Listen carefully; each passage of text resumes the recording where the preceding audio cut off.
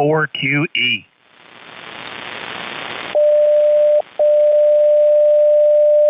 Hello, K4QE. It's N4LQ, the old friends net on 160. I did some rearranging here, trying to get everything to work. Hope it sounds okay. Anyway, let's see who else is here tonight. N4LQ, waiting for check-ins. Your audio is just a touch hot, Steve. What's that? Your audio is just a touch hot. Oh, a touch hot. Touch hot. Well, let's see, 1%. Can't go any lower, and there's no... Man, how is that too hot? That's interesting. Sounds fine to me, W4AUV. WB4NKL.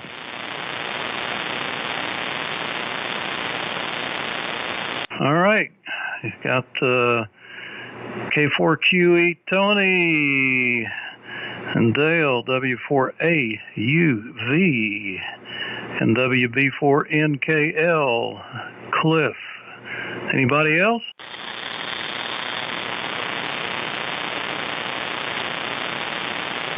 Okay, yeah, I got the audio down 1% mic gain, and there's no way to reduce it. Oh, I do have I've got a cloth bag I can put over my microphone.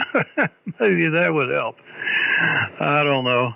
But let's see what the ALC says on the rig here. Hello, test. Yeah, it's only about half scale. Usually about 3/4 is where you want it. I don't know what's going on. So anyway, let me know if you say I sound okay, Dale. So I'll take your word for it. So let's go ahead and start around here. K4QE, go ahead, Tony. All right, Steve. Yeah, I think you were just up on the mic when I heard it the first time, but you sounded fine in that last one, so don't mind me. Anyway, been a long day today. Been online since 7:30 until 7:30.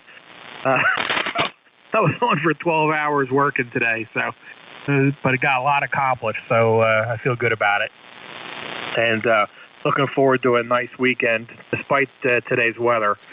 I hope you guys didn't get hit too hard. We didn't. We just got a lot of rain here, not too much else.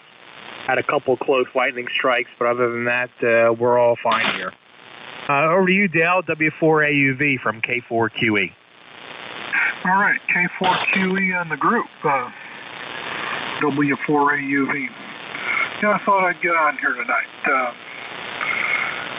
Reconfigured the antenna so I can tune it up here.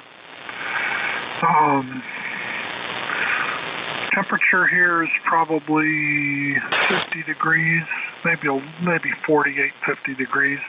More, yes, yet, still again, and more, M-O-R-E, more rain.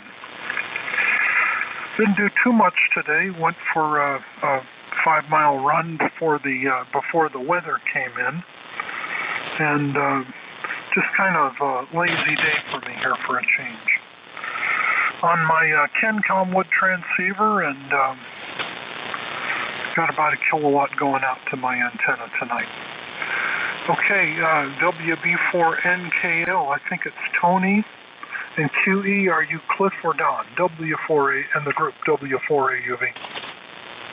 And W4AUV, WB4NKL. Okay, Dale. Yeah, handle here is Cliff, and located in Limestone, Tennessee. And I'm just running a Barefoot 7300 right now. I can get an amplifier online if I need to. The band sounds pretty quiet here. There's not a lot of, I don't have a lot of static and stuff.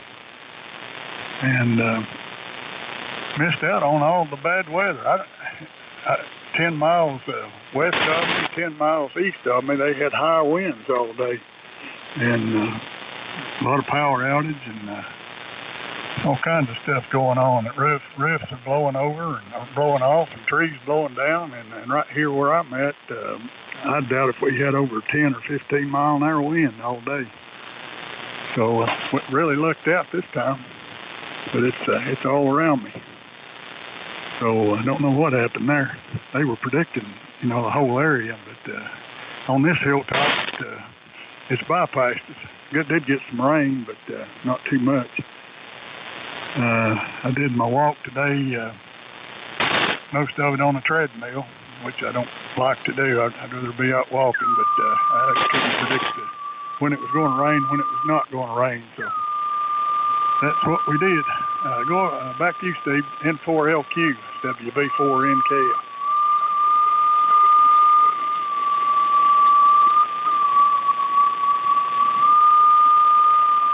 Interesting. Yeah, WB4NKL, N4LQ. All right, gentlemen. Very good round.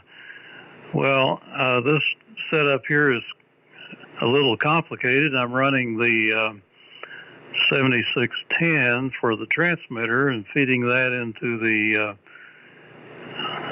what was an RF sensing TR switch, but I had to run the activator for that into the amplifier keying of the transmitter, because RF sensing and sideband don't really work together all that good unless you put a long hold time on it, and kind of drove me crazy, so that wasn't going to work.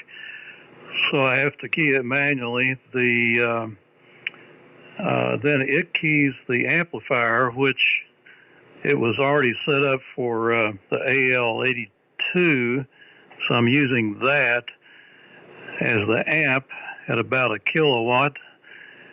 The receiver is the RX88, which is coming off the TR switch, and it is live streaming on YouTube, and that's what I'm receiving on. And the 7610 is not receiving anything at all. Its antenna is disconnected during receive. So, boy, I tell you, it's complicated trying to do this. And I've been sitting here trying to figure out some better way. It just is complicated going from sideband to AM. Let's see, we had a beeping sound happen here in the house, and I thought, oh no, another smoke detector has bit the dust. But no, this time it was the carbon monoxide detector. And I rushed in there and found the source, and I keep it laying on the it's on a little cabinet at the top of the basement stairs, so that if any fumes come up from the stairs, it'll hit that. And it was giving off a series of 5 beeps, then a minute of silence, and then 5 more beeps. And I looked that up, and it says the detector is at the end of life. Replace it. So, and I was able to count the beeps, even though they were in rapid succession. Having been familiar with Morse code, I knew exactly that it was 5 beeps. So I came in here and ordered one from Amazon. It'll be here tomorrow. And then in the news today, I was reading about Sweden. Sweden is having a very, very cold snap. It's been getting down to like minus 50 degrees Fahrenheit, and they have been going EV cars like crazy over there. Well, they're all froze up. They won't run. They're shot, and they can't charge them because they have been going full tilt, putting up windmills to supply electricity, and the windmills are all frozen up and will not turn. So I just thought that was kind of funny. Anybody else want to check in? Give me a call. Okay, go ahead, Tony. K4QE, N4LQ. All right, N4LQ in the group from K4QE. And I didn't mention it later, but hello, Dale, and hello, Cliff. Good to hear you guys tonight. Everybody's got great signals here. Yeah, the whole, the thing that bothers me about the whole energy thing is what we need is diversity. And you're not going to get away from, do we have to get away from fossil fuels? Yeah, we do. But the headwinds against other things like nuclear power are a major problem and need to be overcome because we can't ignore nuclear. It's got to be part of the equation. And it has, and yes, you're right, Steve. And I don't know why someone would put windmills up in an area that can get iced over like that. That's just crazy. I mean, come on.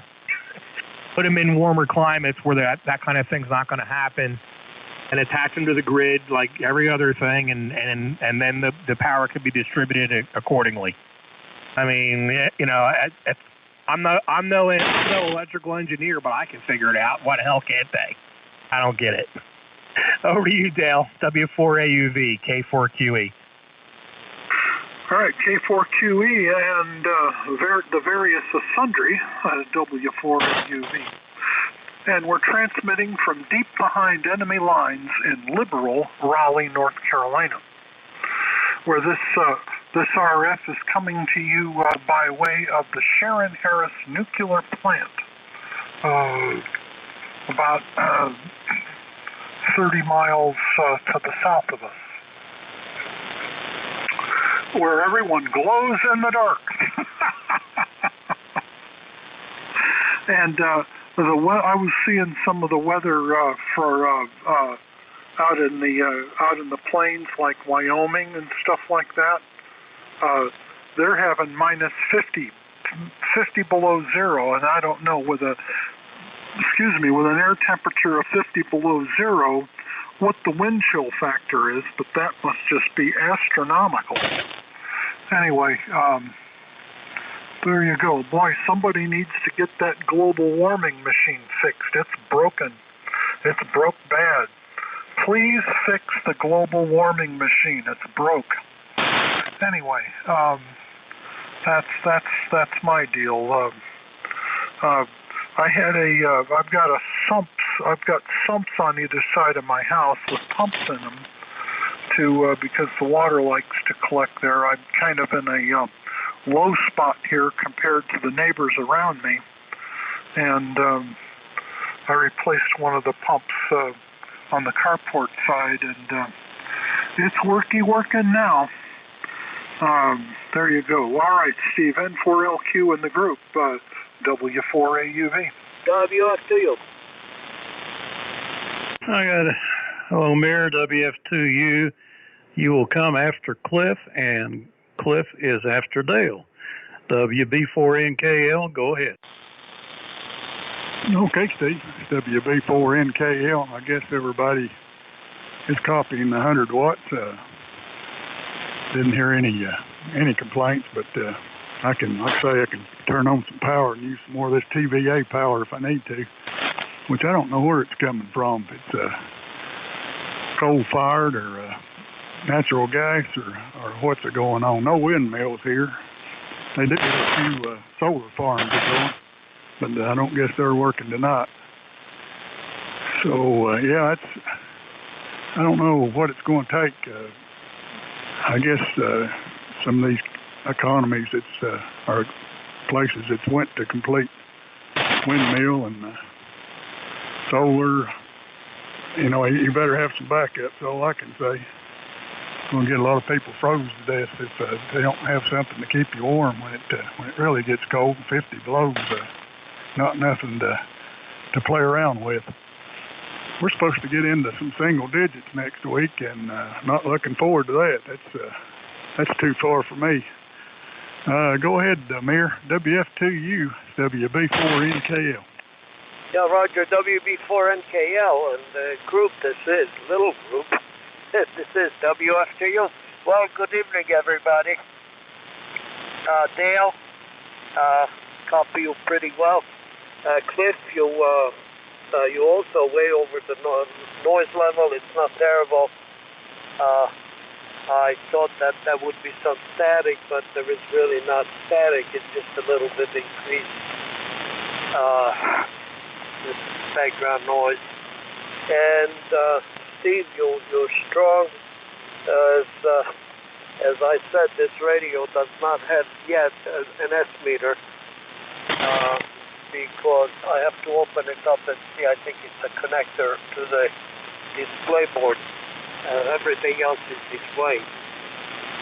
Anyway, so using the Kenwood TKM 707 and I'm a little late. Actually, I've been here for about a half hour already, more than a half hour. My DX100B is online with the NC300. I just tested it again, and I had to go to Harley's Electronics to get the half-amp slow blow fuse. I went this morning, and I just put it in. Just about 35 minutes ago, turned it on, tuned it up, it's working fine, so no problem. 100 watts carrier, peaks up with modulation to 150 watts peak, so it's not sort of normal. And the NC300 AF gain is a little bit noisy. I haven't used it for, since the summer when even before that, just about the time when my Carolina Windham antenna broke. And so time to pull that out and spray it a little bit. But otherwise everything is fine. So that's the news here. So good to hear you, Dale. And back to you there, Steve. N4LQ, WFTU. Okay, Mir. Anybody else want to check in? I just wanted to say this evening, N4QH. Hey, Lyle, N4QH. If you'd like to make a transmission, go right ahead. You're sounding good. Yeah, okay, everyone sounds good tonight. I just got the energy to get in here tonight. I had surgery just a month ago, and I finally got the energy to climb into the ham shack. So I'm not going to hold it. I just wanted to say, hey, let you know I'm still alive. N4LQ, N4QH. Okay, well, I wondered where you've been. That's good. You survived the surgery, and did you come out with all the same parts that you went in with? Yes, fortunately, because it was talk that I would have to give up one kidney, but the doctor and the surgeon worked together, and they saved my bladder and saved my kidney, over. Well, good for them. I'll tell you what, that sounds pretty serious, man. So if you've been out of commission for a while, well, just sit back and relax and listen and enjoy the entertainment. And we'll just consider you in and out and on the side, or however they say it. This is N4LQ. Any more check-ins for the old friends Net tonight? Okay, well, let's see here. First of all, on the weather report for Shelby, we got about, I'm guessing, a half an inch. And it was just a real slow, drizzly, yucky old day. Not real hard rain, but I have not looked at the rain gauge. And fine on the DX100 there, Mir, and the fuse. And I guess I'm looking forward to hearing that on Sunday, 4 p.m. on the 75 meter net. Well, the exciting thing here today was my trip to Conover, North Carolina, to pick up my new D104. This guy had it on Facebook, and I fell for it. And it's a shiny chrome. This is a Silver K Eagle, and I'm not on it now. I'm just on a regular D104, but it got the I guess you could call it the Roger beep function. It's got an off-on switch. You can turn it off and on. It's called the ETS. I forgot what that stands for, but it can either make a K or a sound when you let off the push to talk. Anyway, I guess that appealed to CBers, but it's on here. It's part of. I didn't even know Aesthetic actually made them, but they did make some of their top end models with that feature. Anyway, it looks good, sounds good as the rest of them I got here. Let's see. Fossil fuels, Tony mentioned.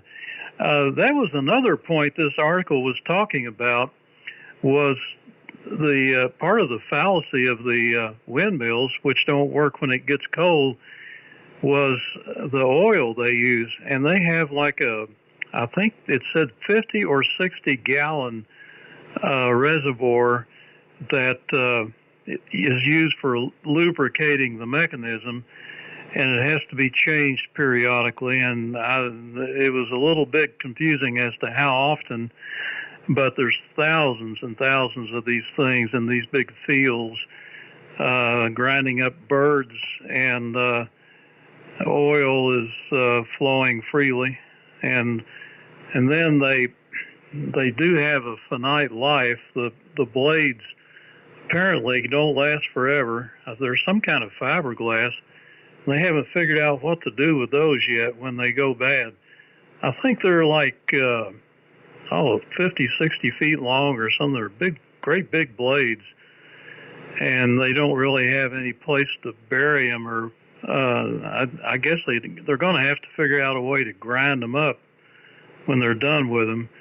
But they produce a rather minuscule amount of power compared to a nuclear, which is kind of the way to go, I think.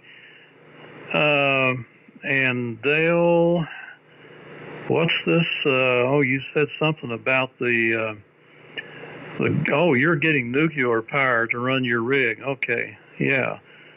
So the land down under where the women glow and the men thunder. Hey, that sound familiar? I think that's a song that was on the top 40 for a while.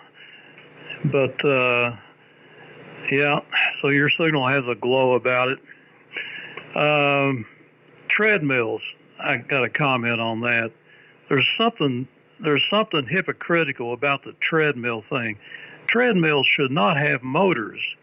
I mean, what is the deal? The street doesn't have a motor, and the walking trails don't have motors, but you get on a treadmill, you got to have a motor.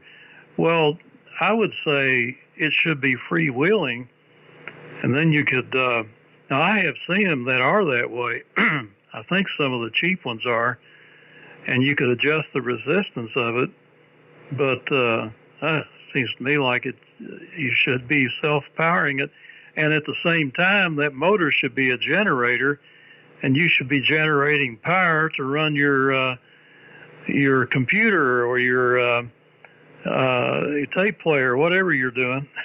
Just anyhow, over to you, Tony. K4QE N4LQ. All right, Steve. Very good. Yeah, you're thinking of Down Under by Men at Work from 1981. Yeah, I know the nuclear power plant that Dale's talking about. When I take the southern route to my office in Cary, I can see the stack and the plume of steam coming off of the cooling tower. And when I'm driving over Lake Jordan, so very familiar with that. I haven't been by the plant itself, although I came dangerously close one time. I was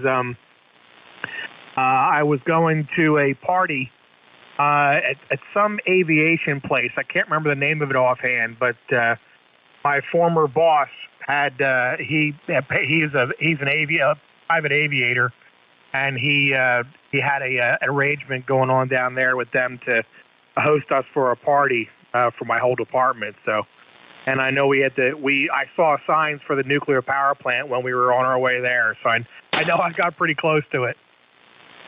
The only other one that I've seen is up close is the Salem nuclear power plant in southern New Jersey, not far from where I used to live. I remember my wife and I were looking for a house on Delaware, just on the other side of the Delaware Bay. And there was this one house that we looked at where the road was right off the bay, and we could see the power plant directly across. And I've also known a few people who worked there.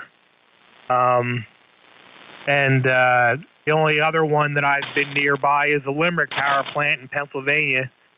And of course, I can remember very vividly in 1979 when 3 Mile Island was an issue. I was working in Philadelphia at the time, and we living east of the power plant. We were there was a big concern that if radioactive gas got released from the power plant, it was going to have an effect going east. So that was a little scary, and that threat lasted for several days. So, but fortunately, they got it under control. Anyway, I'm still a fan of nuclear power, nonetheless. I've been reading a lot of things about fusion. There's been several major breakthroughs recently, and we're nowhere near having it commercialized, but we're at least they've actually had sustained fusion reactions that have produced more power than they've put into it. So that's a first, and it's been done several times now, and now it's a matter of getting it to last longer and to eventually commercialize it. Somehow I doubt that we'll see it in our lifetimes or what's left of our lifetimes, but hopefully my kids will see it. So there you go. Over to you, Dale, W4AUV from K4QE. All righty then, K4QE and various sundry. This is W4AUV. Tony, you say you're a pilot? Go ahead. No, my former boss was. Oh, okay. All right. That's fine. All right, that's fine. A couple of years back, my wife and I went to her sister's house out in the country in Iowa, and just down the highway from her was three or four of these windmills. So I got on one of their horses and rode it down the road, and they make this they're a lot bigger than you think they are. You stand next to one, and they're just monstrous. And I think the blades have to be more than 60 feet. I don't know, but it's just this ominous, creepy, scaring sound they make when the wind's blowing, and I don't know. I didn't see any dead birds on the ground underneath them, but they're big. But I think again, I'm a nuke guy. I think if that's done right, it's just energy forever. And of course, the radioactive waste, you can just shoot that in a rocket into the sun. That'll fix that. I'm just kidding. Steve, I'm going to turn it to you because I don't know who I'm supposed to turn it to. Or Cliff, I don't know if you get it, but Steve, correct me. N4LQ, W4AUV.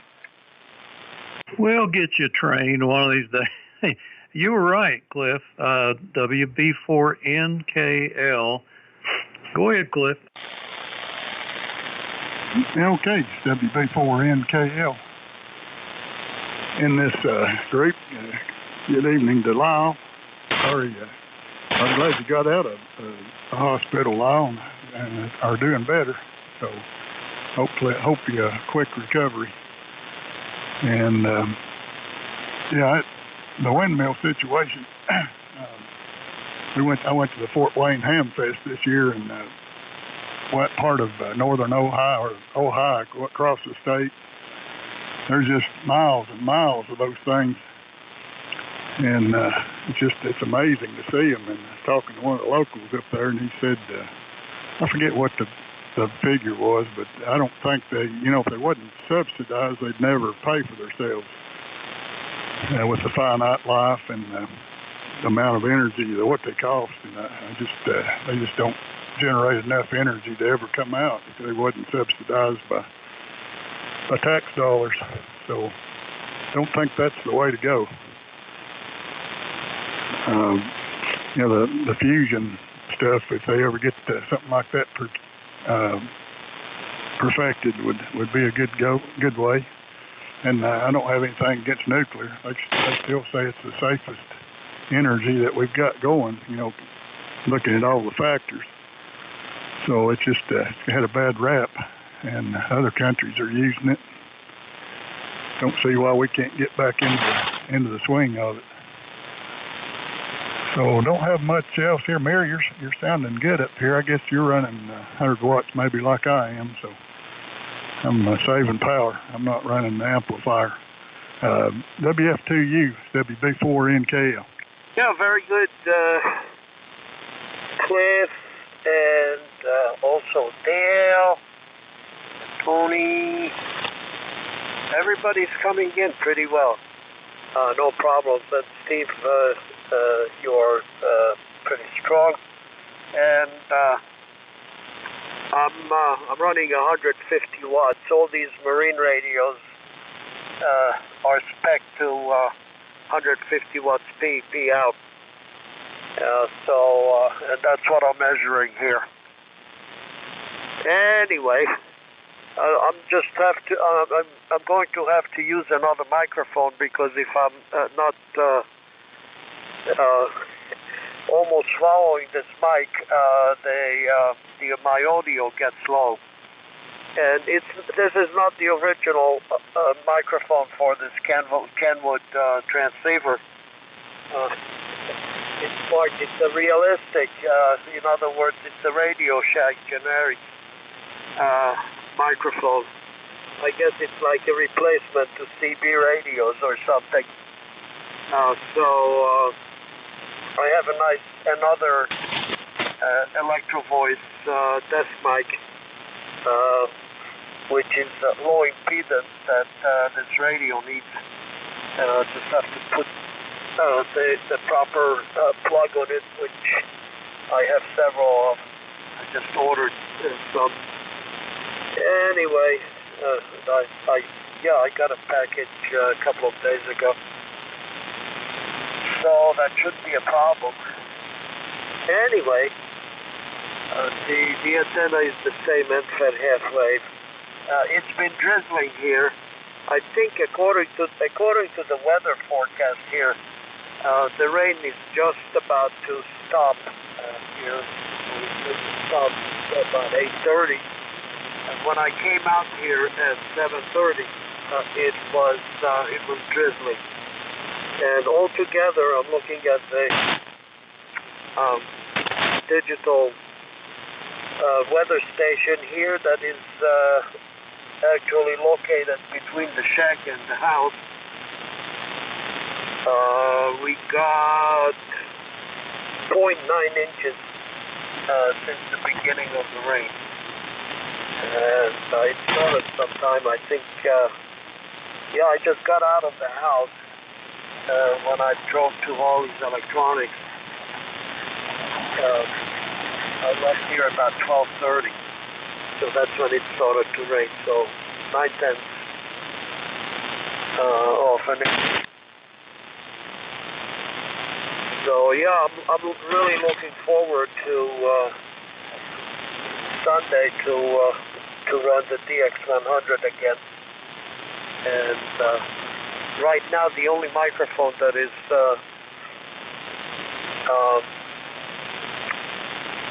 being used with it, I mean that I just used for the test, is the same microphone that I have on the AF67, because the microphone connector is the same 1/4-inch plug, stereo plug, as on the AF67. Jim, K4DE made some modifications. I had it open completely and inspected everything.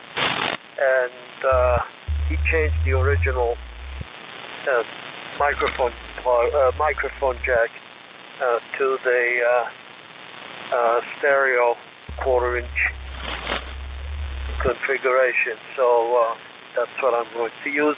I might over the weekend I might wire up one of my D104s. I have a couple that have no connectors on them.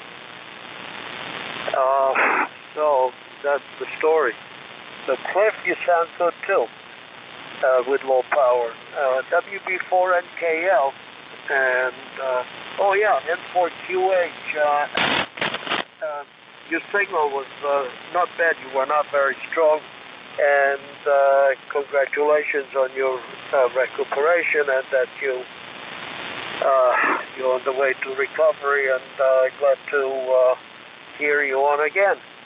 So, and WB4NKL, this is WFW.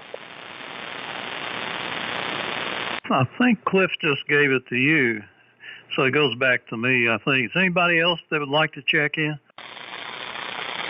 Oh, yeah, that's right. I was not thinking.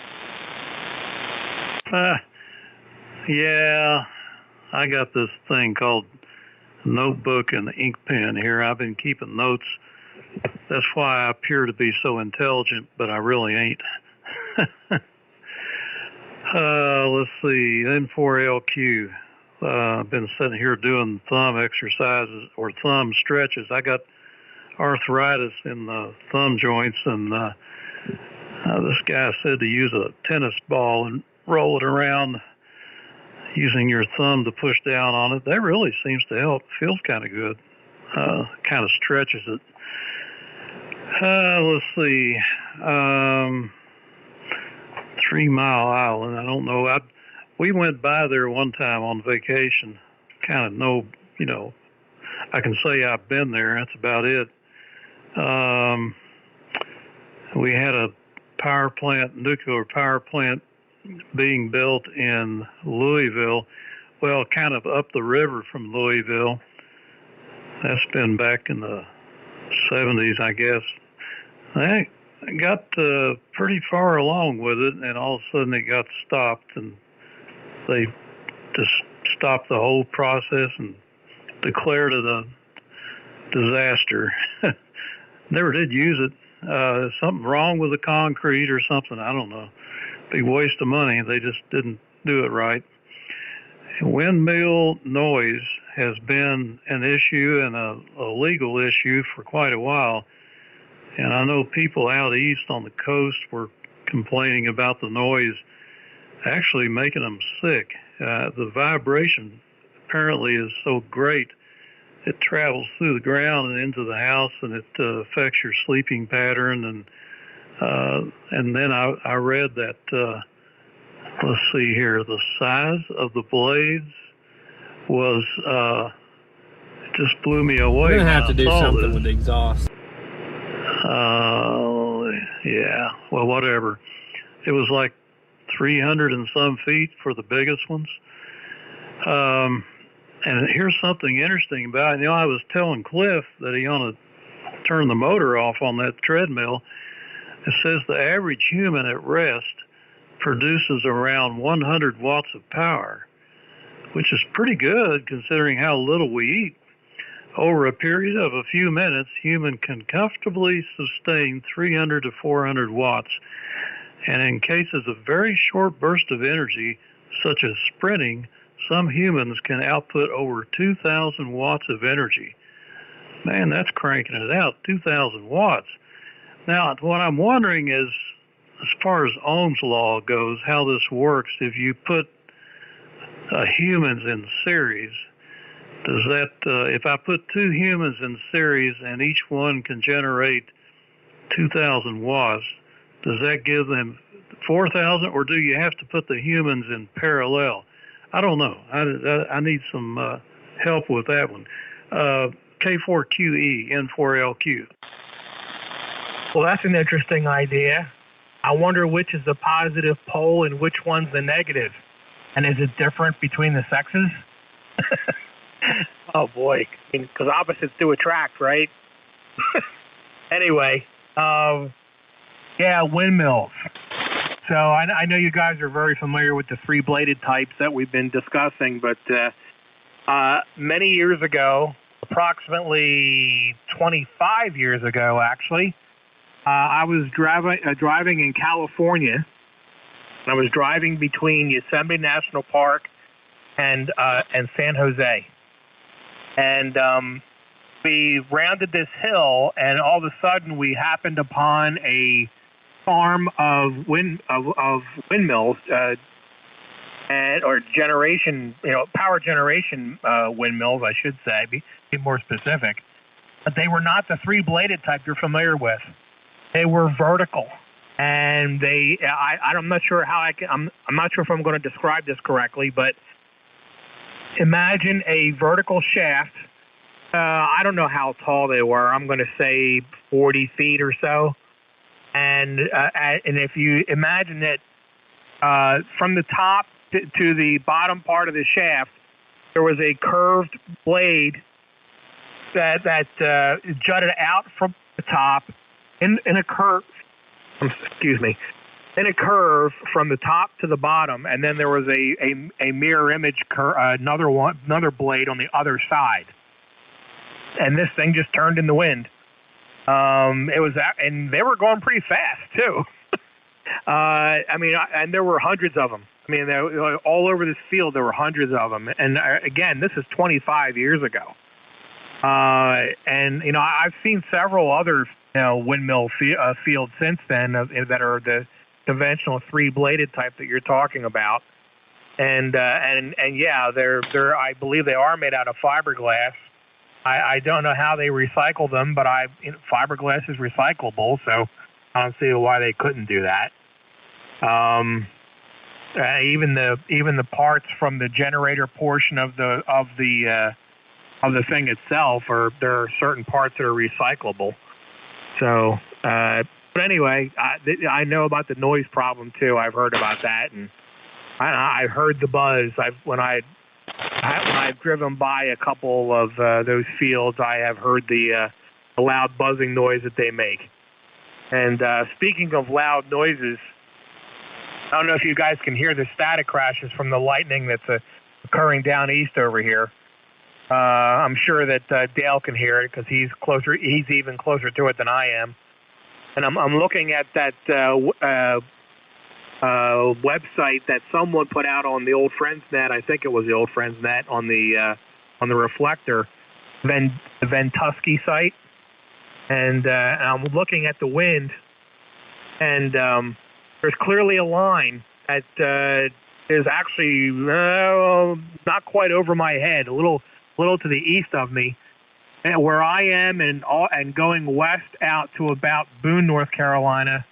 It's all relatively calm. Right? There's winds going in several different directions, but they're rather low speed. But in the line that goes from all the way up through Virginia and down into South Carolina, on the eastern side of that border, there's a 21-mile-an-hour wind flowing from the ocean to that line, and then it just like stops. It's kind of interesting to look at. I mean, clearly it's a front, but it's amazing how it's almost calm on the west side, and then you have a 21-mile-an-hour wind hitting it on the east side. Very interesting to watch. I forget who put that URL out, but I bookmarked it. It's fun to look at. Over to you, Dale, W4AUZ from K4QE. I'm drugging my feet in case anybody else wants to join. All right, and for QE, this is W4 Alpha United Victor. Okay, and Mayor, hello, Mayor. I'm wondering, Mayor, if your DX100, it's cool that you have your DX100, but it would be really, really cool if that DX100 was a copper chassis DX100. Well, you'll have to let me know when it's your turn. don't know that I would want to rely on wind power. Here's the problem with wind power. It can never, listen to how I'm going to phrase this now. Wait for it. Wind power can never be a sole primary electricity source because it's just not reliable. You can't have a medical facility and an operating room powered only by wind power. That no worky. I guess it's okay as a supplement to the power grid, but it can never be a primary only source of electricity. It just can't be. And also, there is an environmental impact there. It blocks the wind, and enough of these windmills, it's going to start changing weather patterns, just like the fossil fuels. WB4 WB4NKL and the group W4AUV. Okay, Dale. W4AUV, WB4NKL. I agree with you. I'd hate to be my only source of power. About 40, I guess it's been about 40 years ago, or maybe longer. They did an experiment over here at Boone, North Carolina, on top of the mountain. They did a one-bladed windmill. It had a blade that was about 100 foot long, and then it was counterbalanced for the other side of it, to balance it out. And they wrote that. They had a big article about it in Popular Science, and it was supposed to be more efficient than the multi-bladed windmills. But the thing made this big whooping noise that people in Boone complained about so much that they never did. It never did see much use. I don't think I was up there. I've seen it, but I don't remember if it was actually moving when I was up there by it. But there's so many complaints around Boone that they shut it down pretty quick. But that was supposed to be a big experiment with a one-bladed windmill. And let's see, the treadmill, Steve. Yeah, I agree with you. Electric motor seems like it's defeating the purpose. Mine, you can adjust the incline, which it'll go up to about 15%, and I can set the thing up on 15% and about 3 miles an hour, and I believe I actually work up more of a sweat than I do when I'm out here walking on the roads. Because if you do a continuous 15 degree grade at 3 mile an hour, so it gets me going. But that'd be better if I could had one running a generator and can feed it back into the grid. I doubt if I could ever do 2 kilowatt. Probably couldn't do 100 watt. And we had one of those power plants over here between Kingsport and Rogersville. I think it was they had all the concrete poured and almost completed. And that was right after the 3 Mile Island deal, when they were shutting down all that stuff. It got canceled. I think the concrete's still over there. Miles or tons and tons of concrete they'd poured and buildings they'd built. And I would say TVA spent enough on it they could give everybody free power for about 20 years for what it cost over there building that thing that they decided to scrap.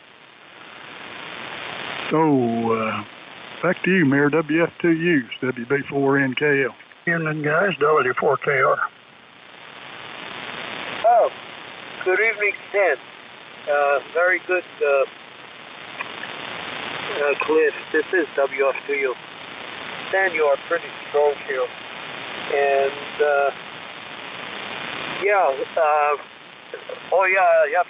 I have to reply to you, Dale. No, this is a DX100B, so it's a little bit late for the copper chassis. And this is a nice, clean aluminum chassis. I think somebody forced me at a Hamfest several years ago. I forgot where it was.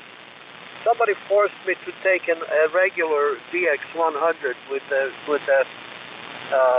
heavy tank of a cabinet, and looks like it's been stored in a very, very dusty and grimy place, but nothing is missing there. But I never got to cleaning it because I have this DX100B. I figured if I'm forced to do the job of cleaning it and restoring it, I'll be pretty desperate. So I'm just keeping it here. Maybe when I have nothing else to do.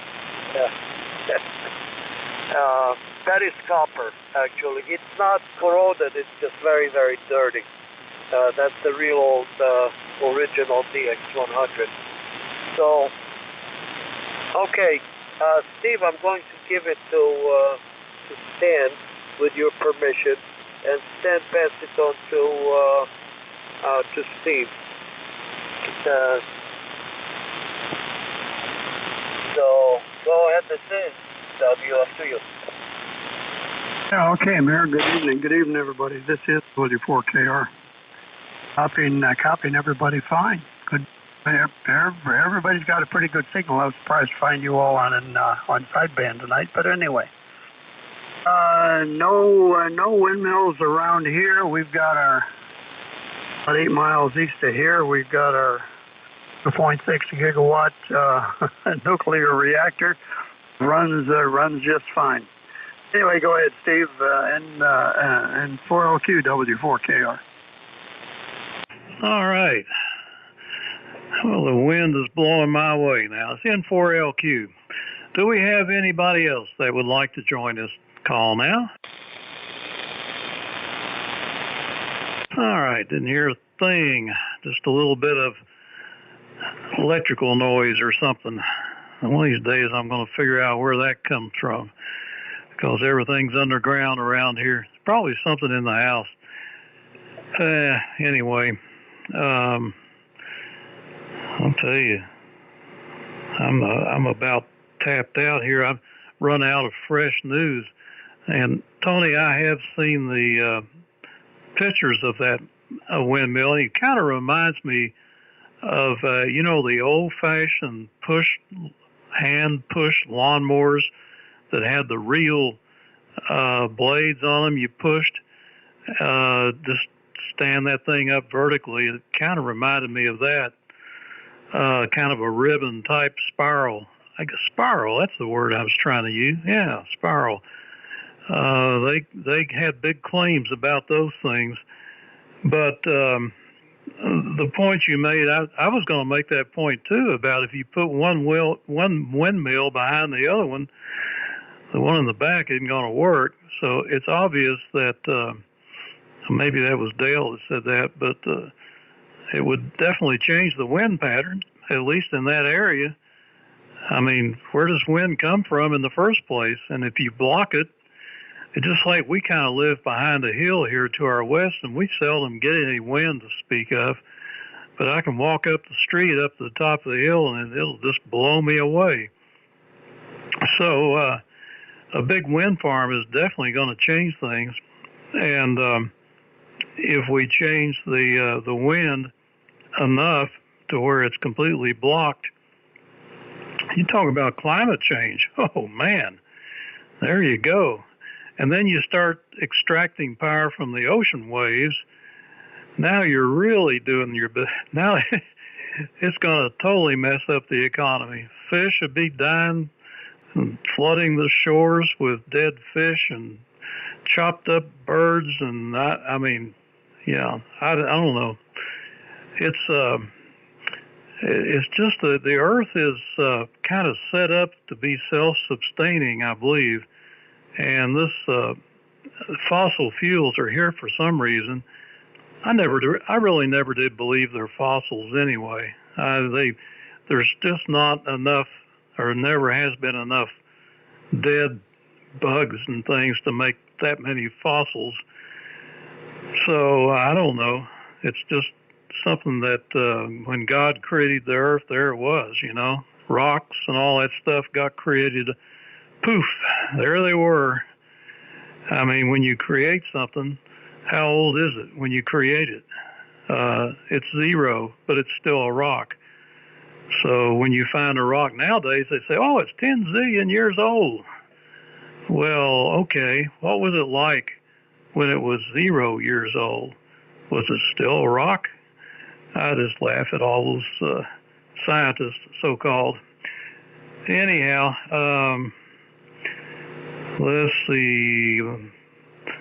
I guess the only exciting thing going on here is my rebuilding that LMAC power supply, and now it's clean DC coming out of it with no hum.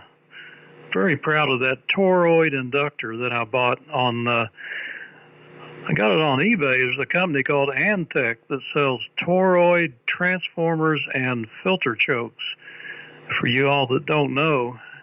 And I have got an 8 Henry's choke rated at 250 milliamps, I think, that is takes up a lot less room than these big iron core jobs, and it actually fit inside the box, and I was able to get the lid on. That's the only choke I could find that would fit in the box, so I was happy to find that. K4QE N4LQ. All right, Steve, real good. Yeah, first of all, I don't remember saying good evening to you, Mayor, and I'm sorry about that. Good evening to you. I'm hearing you very well tonight. And good evening to you, Stan, and welcome aboard. And Dale, I've actually got 2 copper chassis DX100s here. One of them works, one of them does not. One that does not has a frozen band switch. And it's got a little bit of rust on the outer cabinet, but and it's essentially fine for cosmetically the rest of the way. And so I really got that. I got that one cheap, and I bought it along with the other one from the same guy. Really is spare parts in case the other one breaks down for some reason. But the working one is in excellent condition, works just fine. It does have a clamp circuit problem that causes it to not work in CW, but other than that, I really don't care because I don't intend to use it for CW. I only intend to use it for AM. So I need to get that set up on a rack here in my office here, along with my R390, and that's what my station's going to end up being. I also have an NC183D over here, and that is working. So yeah, I'll have a choice of boat anchor receivers to use. Although John tells me I'll like the R390 a lot more. I haven't used one in over 40 years, so I frankly don't remember what they sound like. My Elmer had one. He used to be in the Navy, and in fact, he was still on active duty when I met him. He was a recruiter, and he had a nice big rack in his station that had an R390, one of those RIDI demodulation units, and we know the one with the scope in the middle, and he had a homebrew 2-meter AM transmitter underneath that. Had a 5894 in the final. And what else did he have in there? I can't remember. He had quite a bit of stuff in his shack. He was into all kinds of modes. He could do ATV on 420 megahertz. He did RIDI, of course. In fact, he was an official bulletin station for a few years. He had several Model 19s floating around. He had a room dedicated to, when he was in OBS, he had a room dedicated to the RIDI machines, or to the teletype machines, so to keep the noise down in the rest of the house. It was in the basement, and they were a lot in their own room with behind a door. So, and he had 2 towers in his backyard and so on. Unfortunately, he's now a silent key. But I remember him fondly. His call was WB2BWL. Name was Sam. And I miss him. He was a great guy. I loved him. So anyway, over to you, Dale, W4AUV from K4QE.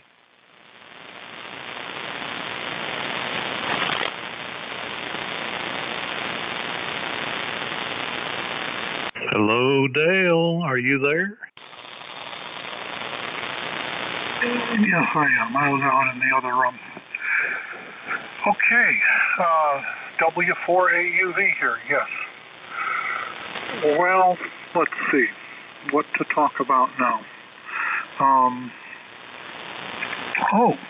Thursday of next week, I have been able to arrange a tour for myself and my friend Bob.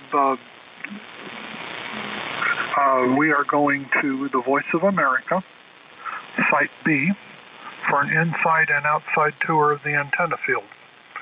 So I'm really looking forward to that. I went down there with the Voice of America, with the sideband, Society of Broadcast Engineers group earlier this summer, but I couldn't really see much because I was sick, and I just gave it up and came home. So we're going to take another shot at it on Thursday. So we'll be there looking through their facilities. So I'm looking forward to that. Let's see, WB4NKL and the group W4AUV. Yeah, W4AUV, WB4NKL. Well, that sounds like an interesting tour, Dale. I think it's in, Greenville, North Carolina? Seems like, from memory. But I'd say you'll enjoy that. That Antec's a pretty good company, Steve. I built two of those LMAC power supplies using the Antec transformers, and I used the one that Terry's using. I used the 100-watt transformer, and it worked fine. But I built two more using the 200-watt version. Don't cost much more and gives it a little extra kick, I guess. So that's a good way to go. And I got an email from Brian earlier. I thought he might be on here tonight. He's been talking to Brown. They're kicking around going to the Orlando Ham Fest. So he was asking me where I was staying and what have you. So hopefully him and Brown get to go to Orlando. So you may be able to consider packing up with me, Steve, and coming down. That'll be, I guess, 4 weeks from now. I'll have a day in and be ready to go back on Saturday morning. Hopefully we'll get some good weather down there this year. I'm going to say 73. Enjoyed it tonight.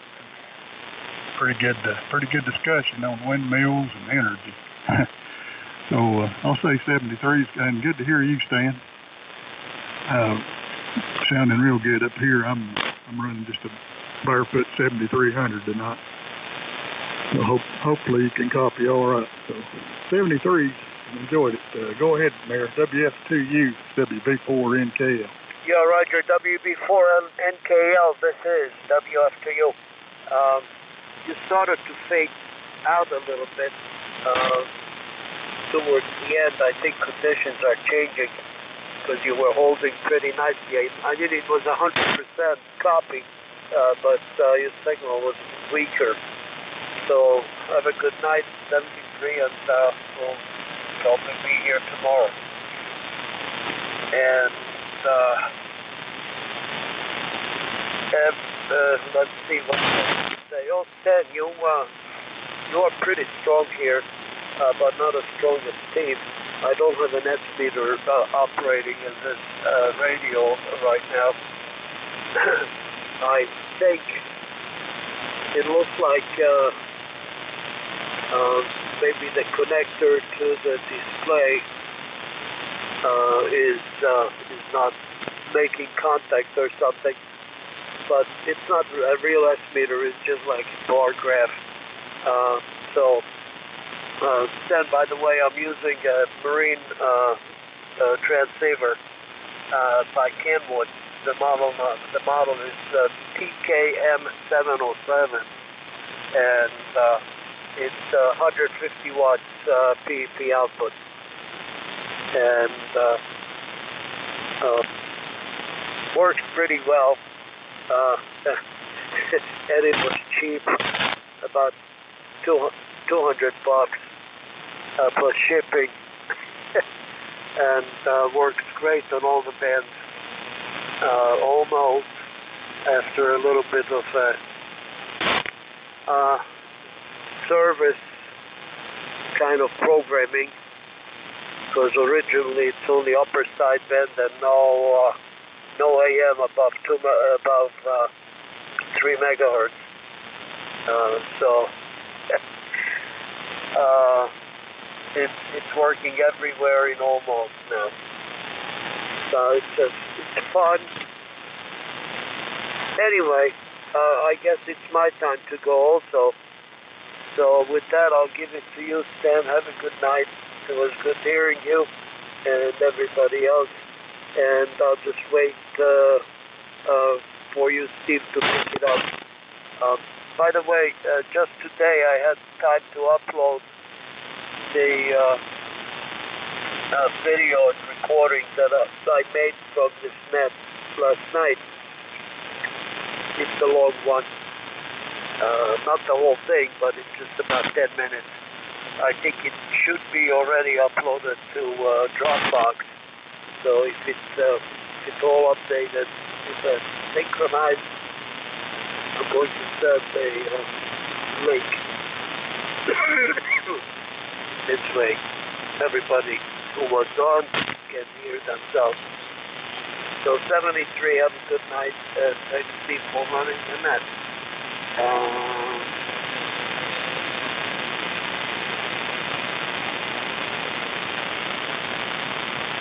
W4KR. This is WFU. Okay, good night, Mayor, and WF2U. And the crowd, W4KR. Well, I'm on the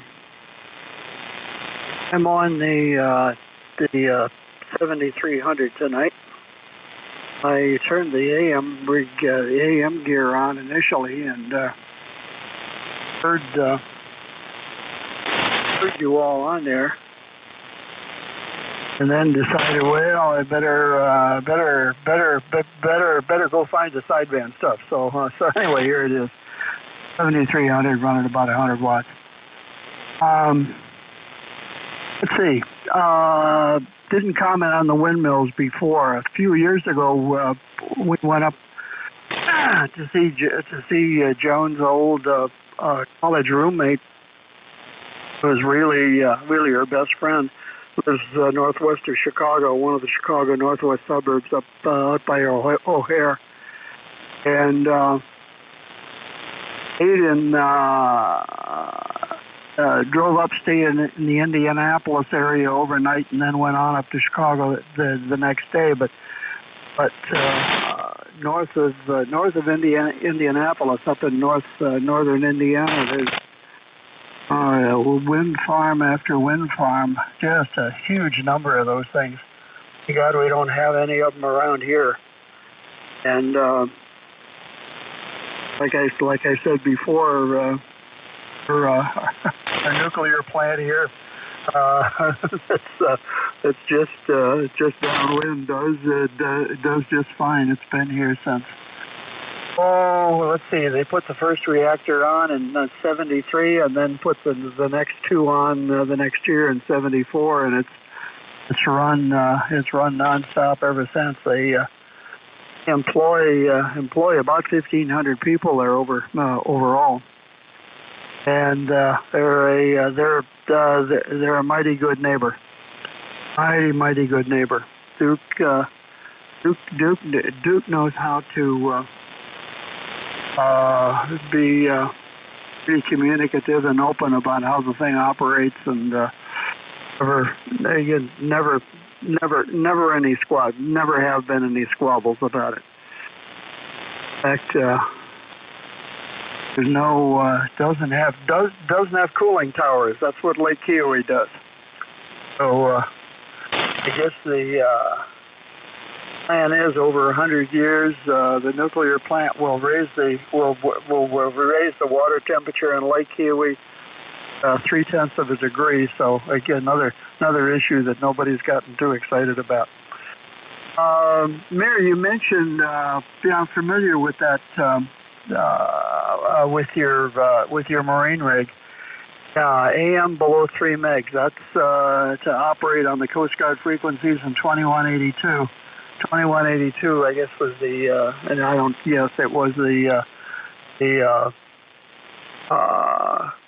emergency frequency, call frequency for years and years.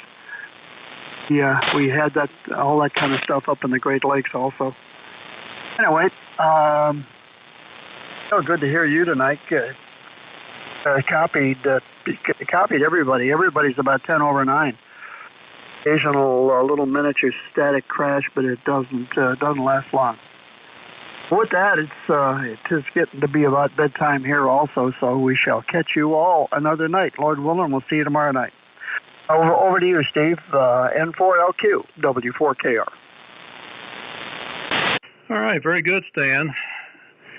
7300 sounds great, as well as Cliffs, and everybody was plenty strong just running barefoot. It's just amazing. So I'm not running barefoot right now, but this is a good night for it, and appreciate everybody checking in. I'm going to go ahead and shut the net down and stand by right now to see if there's any further comments before we close the net. This is N4LQ. Yeah, I'll just reply to Stan. Go ahead. Yeah, Stan, that's right. It works on AM automatically on 2182. And it's a special button. No matter where you are, you press that button. You're on 2182 on AM, and then you can press the alarm button. It will set the alarm tone. Anyway, so that's what it is. So I have another marine transceiver made by ICOM, the ICM 600.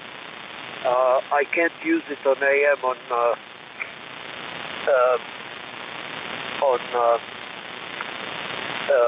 160. With the programming and everything, I think it's hardwired, so it doesn't go to AM there. It works on sideband, a little bit reduced power, I think, because of the filtering, because it's spec to work only down to 2 megahertz, but the synthesizer and everything works there.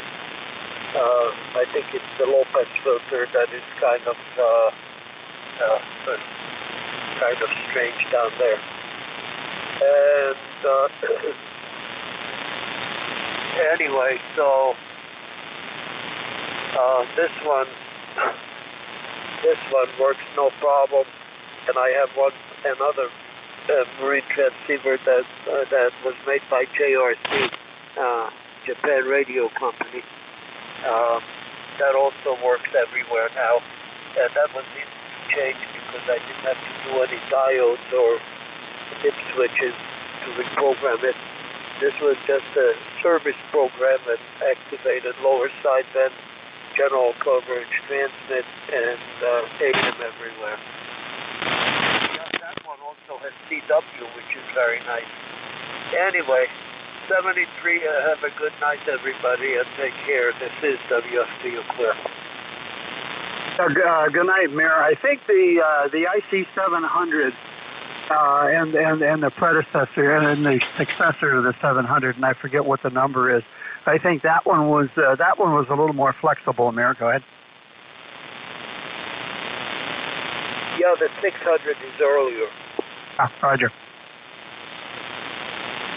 All right, good night, W4AUV. Hey, good night, everyone. Good to hear everyone, and looking forward to hearing y'all again from K4QE. All right, and thanks to everybody for checking in. And Dale, if I don't talk to you, have a good tour. That's not till next Thursday, though, so hopefully we'll see you before that and take a look at the feed line and see if it's ladder line. I'm curious. 73s, N4LQ, closing the net. Oh, it definitely is. All balanced lines out to the antenna field. Absolutely 100%. Dave, there's a ham that works out there. His name is Glenn, W7, and I forget his call. Is the line tuned or not untuned? That I'm going to find out.